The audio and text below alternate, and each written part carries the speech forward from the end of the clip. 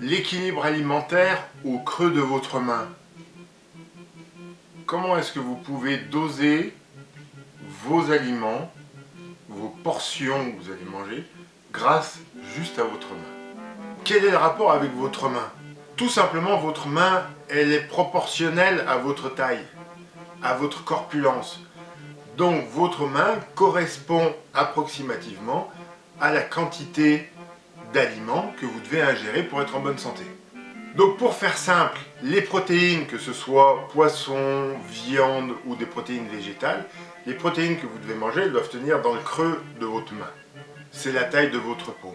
Les glucides, on va dire que c'est la taille de votre poing, c'est-à-dire que si vous cuisinez des viandes ou du riz qui vont vous apporter des sucres lents, et ben vous prenez une portion qui correspond à votre poing, c'est-à-dire en gros vous remplissez 2 fois votre main et c'est votre portion.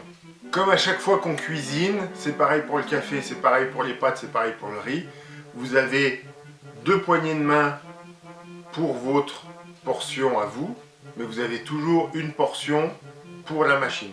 C'est-à-dire que si vous faites du café, vous mettez 4 cuillères à café, vous en rajoutez une 5e pour la cafetière. Et bien quand vous faites du riz ou des pâtes, vous remplissez 2 poignées pour manger et une poignée pour la casserole. On donne toujours une portion à la machine. Et enfin les lipides. Les lipides, c'est tout ce qu'on va rajouter comme gras. Et quand je fais du riz par exemple, je vais rajouter un peu d'huile d'olive dessus pour avoir un peu plus de goût. Sur une tartine, du beurre, etc. La portion que vous allez utiliser doit correspondre à la taille de votre pouce. Et ça, c'est pour chaque repas.